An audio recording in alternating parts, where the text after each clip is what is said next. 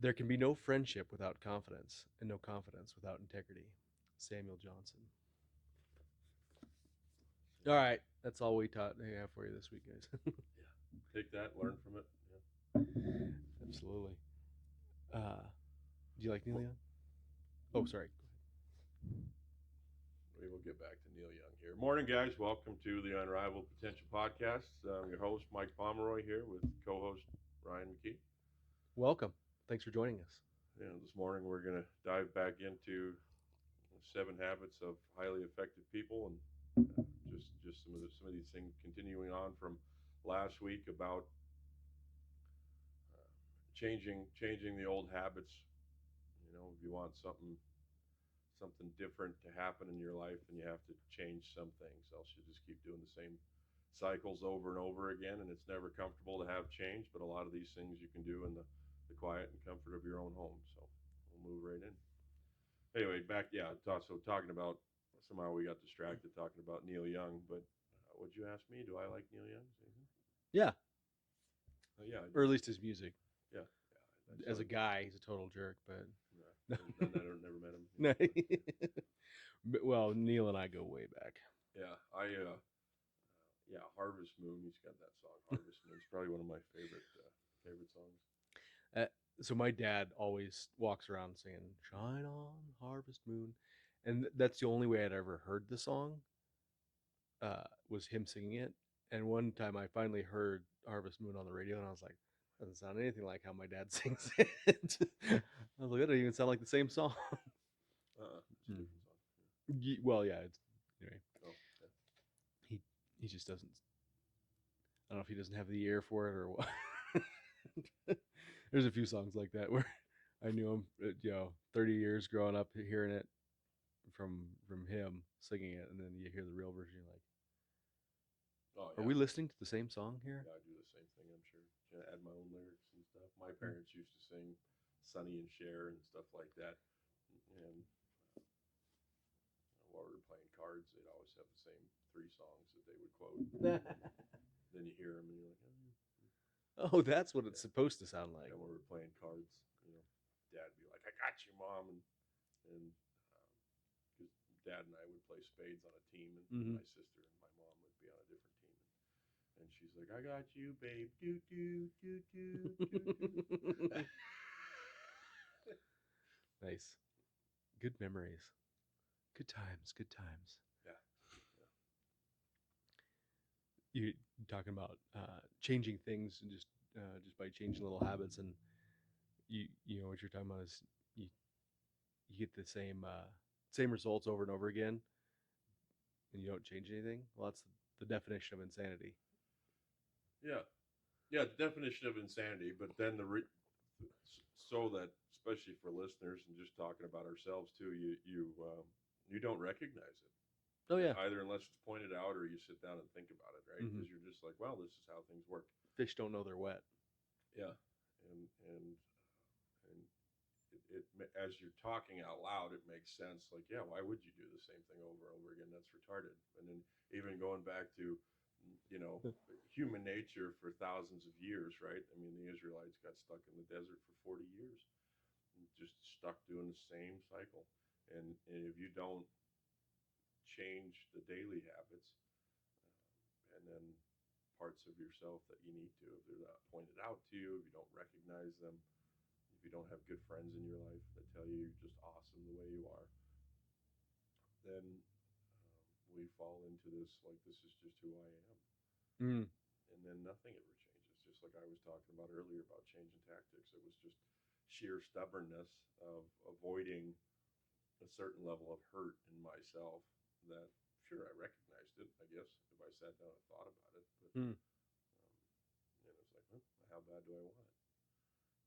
And so I had to change some tactics, and it worked. And, so That's really cool. One, that you were able, you had it pointed out to you that you needed to change something. You did it, and then you were able to see immediate results. That's always fun because sometimes we change something and we have to wait 6 months, a year, or years to really see the benefits. But I'm glad you were able to reap some results right away, and and get confirmation that, yeah, this is what I need to change. Yeah, because if we don't change, you can't sit there waiting for somebody else to. Mm. And sometimes there may be something that you're doing without realizing that's not allowing that person to be who they're supposed to be, right? So if so, right, you know, even going back into workflow, right? You can hinder other people in their ability to grow and change by being something else, right? So for us, we have an amazing culture here. People see it, they feel it when they come in the room compared to other companies, and the reality is, I wouldn't be a failure of a business owner if I followed some of the old plumbing ways, right? A lot of those guys have successful companies, but how would I would be hindering my guys from growing if I Mm. just went back and stayed in those ways. Not that I wouldn't be successful, but I would be hindering in its own way. You know, for Yeah, example, you might even make more money in the short term. right, with one of my, one of my lead techs, if I was not the way I was and he didn't have the ability or felt like it was safe to come tell me mistakes, or feel like he could call me whenever to ask questions, while he'd still be successful, I would still make money, but I would be hindering something without realizing it. I recognized it just because I experienced it so much. And so everything else in my life, it's the same thing. What are you hindering from these little behaviors, right? Mm-hmm.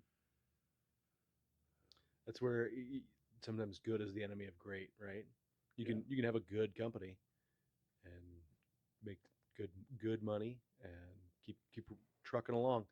But if you want to jump up to that next level and create a big, powerful, life changing company, you got to get to great, and that means changing some of your habits so that your guys can grow and develop into the you know business leaders that they're supposed to be.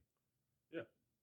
Yeah. And you just got to decide what you want, look at the end goal, and then it's the little things that get you there, right? Mm-hmm. Having a 5 and 10 year goal is great, but if you don't know the steps it takes to get there, and what needs to change, Mm-hmm. like there was lots of things, how much with the beginning team that I had, I overshared a lot of Mm-hmm. everything that was going on, right? And then I had to learn that that doesn't work for everyone. That's not a good leader in the fact of a scalable business. You were sharing your anxiety. It was sharing, yeah, sharing anxiety, funds, things like that. And some of those things, they just didn't need to be shared. Mm-hmm. And that was a failure in leadership, and it worked well for a small group of people. It doesn't work when you're growing into a big business. And so some of those things I had to do, and I've learned that, you know, uh, people I've hired overstaying frustrated a lot of people here. Mm. It's like, well, so I have to learn that lesson, and go, what do I need to do from it, right? And Yep, get the right people on the bus yeah, and in the right seats. Talking about giving people the ability to grow is a kind of a perfect segue into the abundance viewpoint that you have to have in order to think win-win, which is the fourth habit. Because if you feel like, hey, there's only so much, there's a zero sum, there's only a finite amount of resources and wealth and things like that. Miguel's here. I forgot he was doing haircuts today. Oh, that's Miguel. Yeah. He's got a haircut. Dang it. If you think there's only a finite amount of resources, then you have to think win lose or lose win, because either I have to lose for you to win, or I have to win for you to lose. And if you think no, there is plenty for everyone, and the more wealth we create, the more wealth there is for everybody, then you can think win-win, and then ultimately win-win or no deal. So having that confidence to go in and say, this is going to work great for both of us, Yeah. or we're just not going to do it. And that's probably where you're at with hiring employees. It's got to be a win-win or no deal, because yeah, they're going to get a great job and a great opportunity out of this. They have to be able to make it a win for you to help the company Right. grow. Or hey, go back to your old job and go be a plumber somewhere else. You know, and a quote that's stuck with me, and I heard it several months ago, and then it really has stuck. Is Zig Ziglar says that you can have everything you want Mm. in life as if you show other people how to get what they want. Mm-hmm. They may not have the same dreams and goals, right? Of settling down, getting a house with a white picket fence. That's not my dream. But if I show, What? yeah, if I show other people how to reach their goals and bring them with me, Mm-hmm. then I can have everything I want by giving them what they want. Absolutely. And I think a lot of people, they hear that and they think, okay, cool, I'll just make people give, sell people the dream and do that in the short term. That's that personality ethic that Stephen Covey keeps talking about, is sales and being um, charismatic and things like that. What really works long term is having that genuine desire to help that person so that they do grow into the person that can have their dreams. And that's what makes people really long term rich and successful, rich in the um, total sense of personality, family, friends, all that, and money. Yeah, Not just, hey, I made a lot of money. um, yeah, and you're setting a great example of that in your company, where these, most of the people working for you are making more money than they've ever made in their life, and they'll continue to grow into that so that they can keep setting records and growing. um, it's fun to watch that. And we talked about this a few weeks ago. Actually, I was just listening to an old podcast because you were asking, how do you cultivate a good circle of good friends and accountability partners. And I said, well, I just met you because you wanted to move up on Google, but we stuck around because you were doing big, exciting things. So keep chasing those people. Sorry, tangent.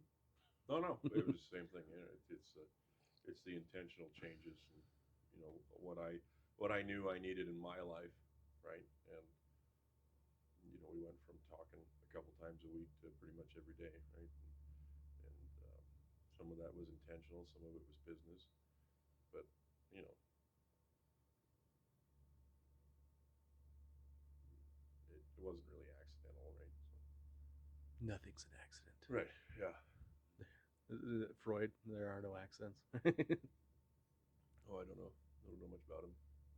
Learned something about moms, but Everything's your mother's fault yeah, or something like that. Either that or everybody's attracted to their mother. I can't remember which one.